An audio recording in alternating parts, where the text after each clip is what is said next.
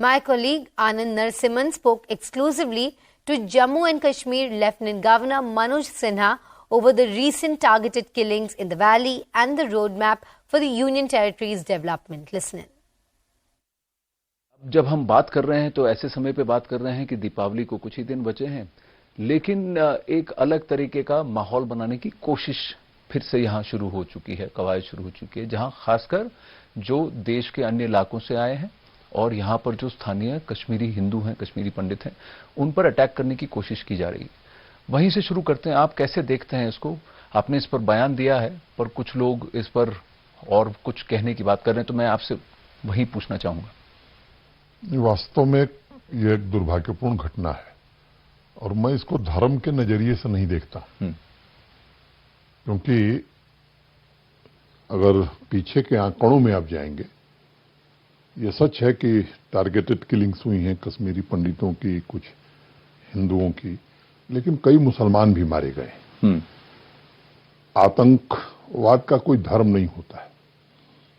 और कल एक कार्यक्रम में मैंने एक बात कही थी, मुझे लगता है कि आपके बीच मुझे दोहराना बड़ा जरूरी है उस बात को। तालिबान का एक कमांडर था और बड़ा कुख्यात था। हत्या करने में उसको कोई संकोच नहीं होता था, कहीं भी करता था, मंदिर में, मस्जिद में, मातम में भी वो हत्या कर देता था, अस्पताल में, स्कूल में।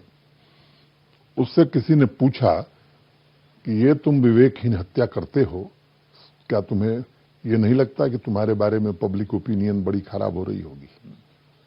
उसने जो जवाब दिया, उसने कहा कि देखिए, हम सड़क नहीं बना सकते, हम स्कूल नहीं बना सकते, हम अस्पताल नहीं बना सकते, हम लोगों में सेंस ऑफ सिक्योरिटी पैदा कर सकते हैं।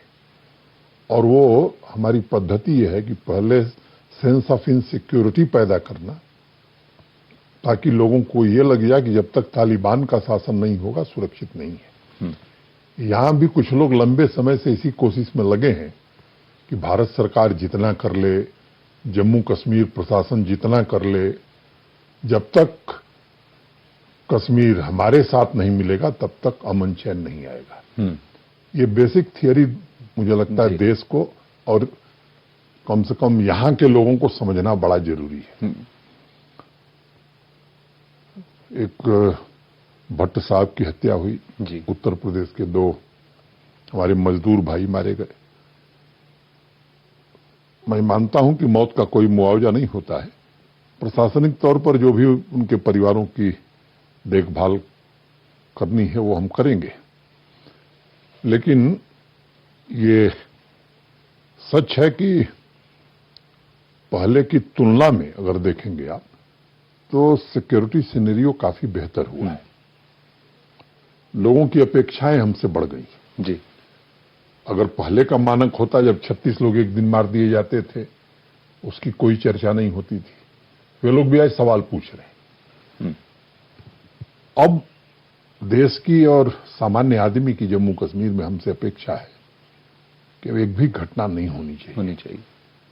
देश के प्रधानमंत्री श्री नरेंद्र मोदी हैं, ये कैसे हो सकता है? कुछ लोग अनावश्यक रूप से ये सवाल उठाते हैं कि 370 और 35 से जब खत्म हुआ था तो ये आश्वासन दिया गया था कि आतंकवाद समाप्त हो जाएगा। मैं अगर आपसे जिम्मेदारी से बात कहना चाहता हूं कि 5 अगस्त 2019 को 370 समाप्त हुई, उसके 3 साल पहले और 5 अगस्त 2019 के बाद के 3 साल के आंकड़ों को आप देखेंगे तो इनोसेंट किलिंग्स या नागरिकों की हत्या में लगभग आधी गिरावट आई है। सुरक्षा बलों की किलिंग्स में 55% गिरावट आई है। लेकिन एक बड़ा परिवर्तन, जो पड़ोस के इशारे पर हड़ताल होती थी, बंदी होती थी, पत्थरबाजी में 69 लोग मारे गए थे जी, बिजनेस प्रतिष्ठान नहीं चलते थे, पूरी 3 जनरेशन पढ़ाई से वंचित हो गई हमारे नौजवानों की, वो सब पूरी तरह से नियंत्रित है। आगजनी की घटनाएं, क्या क्या नहीं होता था वो बंद हो गया है जी। एक ये चुनौती है जिसे हमें पार पाना है। हमारे सुरक्षा बलों ने बहुत ही बेहतर प्रदर्शन किया है। अगर मैं इन 10 महीनों की बात करूं तो 162 आतंकवादी, जिसमें लगभग 39-40 फॉरेन टेररिस्ट मारे गए, संख्या उनकी आधी हो गई। जी। सीमा पर हमारे सेना के जवान दिन रात प्रहरी की तरह जुटे हैं कि इन्फिल्ट्रेशन ना हो, लेकिन अभी कुछ वो ताकतें हैं और खासतौर से हमारा पड़ोसी है जिसको ये बात पसंद नहीं है कि ये अमन चैन क्यों कायम हो रहा है। 1,61,00,000 टूरिस्ट जम्मू कश्मीर में क्यों आ रहा है, यहाँ डेवलपमेंट के काम क्यों हो रहे हैं, वो जगह जहां कभी काम होते ही नहीं थे, सीनियर अफसर क्षेत्र में जा नहीं सकते थे, वहां गांव गांव तक हमारा छोटा कर्मचारी पहुंच रहा है। ये कुछ लोगों को रास नहीं आ रहा है और इसलिए एक मैसेज देने की कोशिश हो रही है। हम स्थिति पर निगाह बनाए हुए हैं जी, पर अपने सुरक्षा तंत्र के लोगों से संपर्क कर रहे हैं जी। इसमें हम किस तरह से और आगे बढ़ें कि ताकि कोई घटना न हो, ये प्रयास हमारा जारी रहेगा। वो सरकारी तंत्र हो, फाइनेंस का तंत्र हो, मैं समझता हूं कि भारत सरकार के पैसे से आतंकवाद को बढ़ावा मिले, ये सिस्टम यहां चल रहा था। इन सब स्रोतों को पूरी तरह से बंद कर दिया गया है और अब हमारी कोशिश है बेहतर तालमेल बैठा करके इकोसिस्टम को पूरी तरह से समाप्त कर दिया जाए। और मैं बार बार एक बात कहता हूं कि शांति खरीदने में हमारा विश्वास नहीं, शांति स्थापित करने में विश्वास है।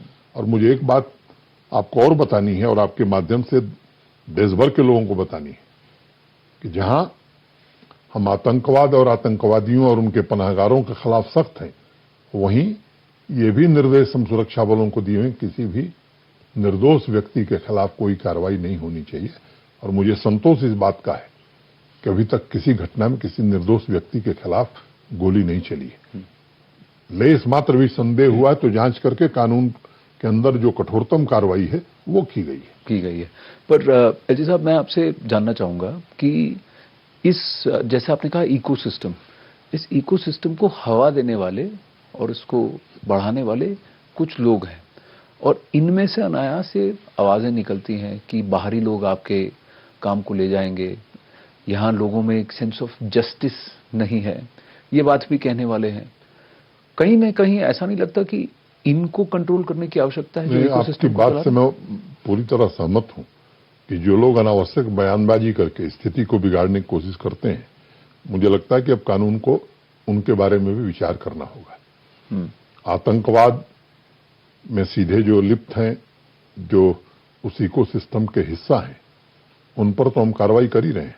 अब हमें ये विचार करना होगा कि जिनके बयानों से आतंकवाद बढ़ता है या समाज में विद्वेष की भावना फैलती है, तो जो भी वैधानिक अधिकार प्राप्त हैं, उन अधिकारों का उपयोग हमें करना होगा।